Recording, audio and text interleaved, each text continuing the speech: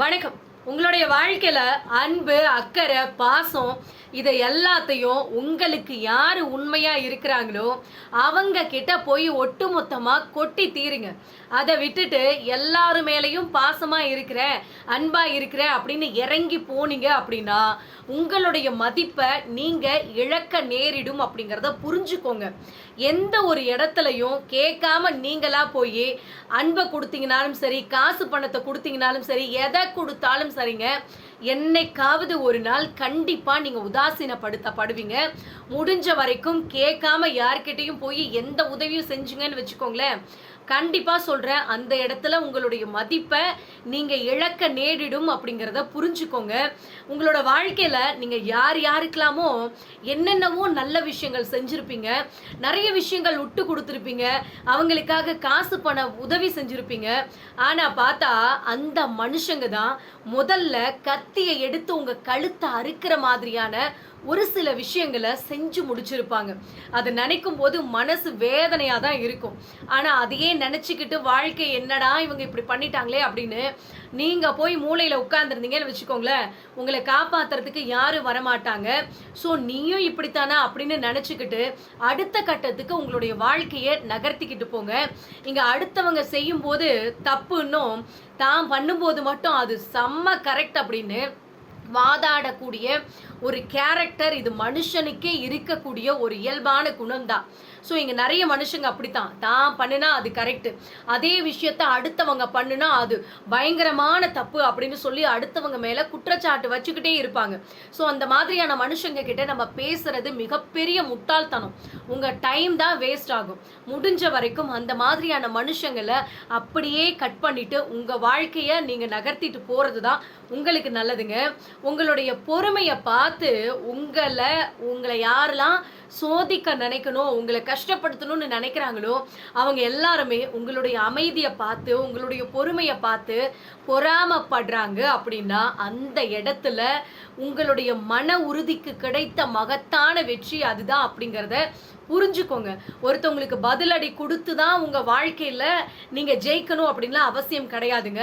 ஒரு சில இடத்துல பொறுமையா இருந்தாலே நீங்க ஜெயிக்கிறதுக்கான மிகப்பெரிய வாய்ப்பு இருக்கு. அதை புரிஞ்சுக்கோங்க. சத்தியம் அப்படிங்கிறது வேற ஒண்ணுமே கிடையாதுங்க.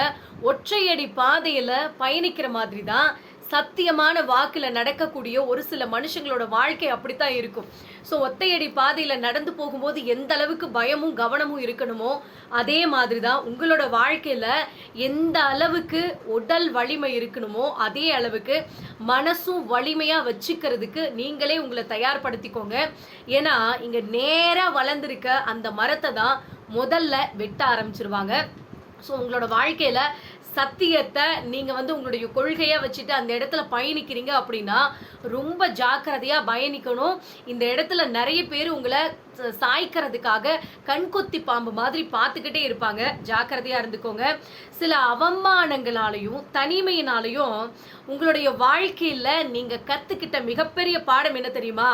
உங்க வாழ்க்கையில நீங்க உயர்வதற்கான மிகப்பெரிய அனுபவத்தை நீங்க கத்துக்கிட்டு இருந்திருப்பீங்க. ஸோ வாழ்க்கையில உங்களுக்கு கிடைச்ச அனுபவங்கள் எல்லாம் உங்க வாழ்க்கையில நீங்க வளர்றதுக்கு உங்களுக்கு தேவையான உரமா நினைச்சு அதையெல்லாம் மனசுல போட்டு ஒரு வைராக்கியமா வச்சுக்கிட்டு வாழ்க்கையில முன்னேறணும் அப்படின்னு முயற்சி பண்ணுங்க. கண்டிப்பா சொல்றேன், உங்க வாழ்க்கையில நீங்க மிகப்பெரிய இடத்துக்கு போயிடலாம். நம்மளுடைய நாக்கு இருக்கு பாத்தீங்களா, இந்த நாக்கு வெறும் 3 அங்குலம் தான்.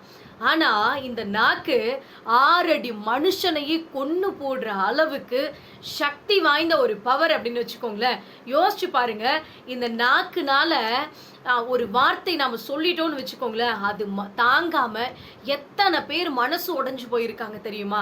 எத்தனை பேர் சூசைட் பண்ணிக்கிற அளவுக்கு போயிருக்காங்க. ஸோ முடிஞ்ச வரைக்கும் நாக்கை அடக்கி ஆளணும் அப்படின்னு சொல்றாங்க பாத்தீங்களா? நீங்க உங்களுடைய உடம்பு, உங்களுடைய உயிர் எல்லாத்தையும் விட உங்களுடைய நாக்குக்கு ரொம்ப பவரான விஷயம் இருக்குதுங்க. ஸோ நீங்க பேசக்கூடிய வார்த்தையை நல்ல விதமா பேசுனீங்க அப்படின்னா கேட்கக்கூடிய மனுஷங்க அவங்களுடைய வாழ்க்கையில பாசிட்டிவா சந்தோஷமா கொண்டு போவாங்க. அதை விட்டுட்டு அவங்கக்கிட்ட நெகட்டிவா பேசிட்டு எப்ப பார்த்தாலும் அவங்க மனசு கஷ்டப்படுற மாதிரி பேசுனீங்க அப்படின்னா அவங்களுடைய வாழ்க்கையே முடிச்சுக்கிற அளவுக்கு கூட போயிடும். அது முடிஞ்ச வரைக்கும் வார்த்தைகளை கவனமா கையாளுங்க. அடுத்தவங்களை பார்த்து வாழ ஆசைப்படுறவன் சராசரியான ஒரு மனுஷன்தான். ஆனா அடுத்தவங்க பார்க்கிற அளவுக்கு நாம வாழணும் அப்படின்னு நினைக்கக்கூடிய மனுஷன் இருக்கான் பாத்தீங்களா, அவன் தான் வாழ்க்கையில சாதனை மனிதனா மாறுறான். நீங்க சாதனை மனுஷனா சராசரி மனுஷனா எப்படி ரெண்டுத்துல எந்த மாதிரிலாம் நீங்க வாழணும் அப்படின்னு நீங்களே முடிவு பண்ணிக்கோங்க. ஆனா என்ன பொறுத்த வரைக்கும் என்னோட வீடியோவை பார்க்குற என்னோட சப்ஸ்கிரைபர்ஸ் எல்லாருமே சாதனை மனிதர்களா வாழணும் அப்படிங்கிறது தான் என்னுடைய மிகப்பெரிய ஆசை, கனவு எல்லாமே. கண்டிப்பா இந்த வீடியோவை பார்த்துட்டு யாராவது ஒருத்தர் நான் சாதனை மனுஷனா வாழ ஆசைப்படுறேன் அப்படின்னு நீங்க கமெண்ட் பண்றீங்க அப்படின்னா உண்மையாவே அது எனக்கு மிகப்பெரிய சந்தோஷத்தை கொடுக்குங்க. இங்க நம்பி ஏமாந்தவங்க மட்டும் கிடையாதுங்க, இந்த உலகத்துல நம்பாம ஏமாந்தவங்க தான் அதிகமா இருக்கிறாங்க. ஸோ சில நல்ல மனுஷங்களை நம்பாமலே இவங்களும் கெட்டவங்களா தான் இருப்பாங்க அப்படின்னு நம்பாம ஏமாந்தவங்களும் நிறைய பேர் இருக்காங்க. ஸோ நான் என்ன சொல்ல வரேன் அப்படின்னா, யார்கிட்டையுமே பேசாம பழகாம ஒருத்தவங்க நல்லவங்க கெட்டவங்க அப்படின்னு யாரையுமே முடிவு பண்ணிடாதீங்க. மனுஷங்க எல்லா நேரத்திலையும் ஒரே மாதிரி இருக்க மாட்டாங்க. ஸோ எல்லார்கிட்டையுமே பார்த்து பழகுங்க, அதுதான் உங்களோட வாழ்க்கைக்கு நல்லதுங்க. ஒரு கதை இருக்கு பாத்தீங்களா, ஒரு கதை மாதிரி தான் மனுஷனோட வாழ்க்கையுங்க. அது எந்த அளவுக்கு நீளமா இருக்கு அப்படிங்கிறதுலாம் இங்க முக்கியமே கிடையாதுங்க, எந்த அளவுக்கு அது சிறப்பானது அப்படிங்கிறது தான் முக்கியம். இன்னும் சொல்ல போனா என்னோட வீடியோ பதிவு நான் போடுறேன் பாத்தீங்களா, அது நீளமா இருக்குதா, இருக்கிறது பெஸ்டா இருக்கா இல்ல ஷார்ட்டா போடுறது உங்களுக்கு பெஸ்டா இருக்கா அப்படின்னு மறக்காம கீழே கமெண்ட் பண்ணிடுங்க. இங்க தனிமை அப்படிங்கிறது துரோகம் இல்லாத ஒரு சிறந்த தோழன், மௌனம் அப்படிங்கிறது தண்டனை இல்லாத ஒரு சிறந்த பாதுகாப்பு. கொஞ்ச நாள் உங்களோட வாழ்க்கையில தனிமையாகவும் மௌனமாகவும் இருந்து பாருங்க, உங்க வாழ்க்கையில எல்லா பிரச்சனைகளும் சரியாகிறத உங்க கண் கூட நீங்களே பார்ப்பீங்க. ஸோ எல்லாரும் நம்மளை விட்டுட்டு போயிட்டாங்க, என்னடா இது வாழ்க்கை அப்படிலாம் வருத்தப்பட்டுட்டு உட்கார்ந்துருக்காதீங்க. எல்லாரும் விட்டுட்டு போற அந்த நேரத்துல உங்களுடைய வாழ்க்கை நீங்களே உங்களை புதுப்பிக்க ஆரம்பிச்சுக்குவீங்க. ஸோ அந்த இடத்துல யாருமே இல்லையே அப்படின்னு நினைச்சு ஒரு கட்டத்துல நமக்கு யாரும் தேவையில்லை, நம்மளால முடியாதது என்ன இருக்கு அப்படிங்கிற ஒரு கான்ஃபிடென்ட்டுக்கு நீங்களே வர ஆரம்பிச்சிருவீங்க. அதனால தனிமையை என்னைக்குமே வெறுமையா நினைச்சு வருத்தப்பட்டுட்டு உட்கார்ந்துருக்காதீங்க. அதுவும் கடவுள் நமக்கு கொடுத்த மிகப்பெரிய சொத்து அப்படிங்கிறத எப்படி சொல்றது, நம்மளுக்கு மிகப்பெரிய ஆறுதல் அப்படிங்கிறத ஞாபகம் வச்சுக்கோங்க. இங்க நமக்கு தீங்கு செய்கிறவனை நினைச்சு கஷ்டப்பட்டுட்டு உட்கார்ந்துருக்காதீங்க. ஒரு விஷயத்த நீங்க தெளிவா புரிஞ்சுக்கணுங்க, அவங்க நமக்கு செஞ்ச இந்த கெட்ட இந்த தீங்குனாலதான் நம்மளோட வாழ்க்கையில இன்னைக்கு நாம நல்லா இருக்கிறோம், சந்தோஷமா இருக்கும் அப்படிங்கறத நினைச்சு சந்தோஷப்பட்டுக்கோங்க. இன்னும் சொல்ல போனா அந்த மாதிரியான மனுஷங்களுக்கு அப்பப்ப நன்றி சொல்லிடுங்க. ஸோ நிறைய பேரோட வாழ்க்கையில இந்த மாதிரியான தரமான சம்பவங்கள் கண்டிப்பா நடந்திருக்கும்.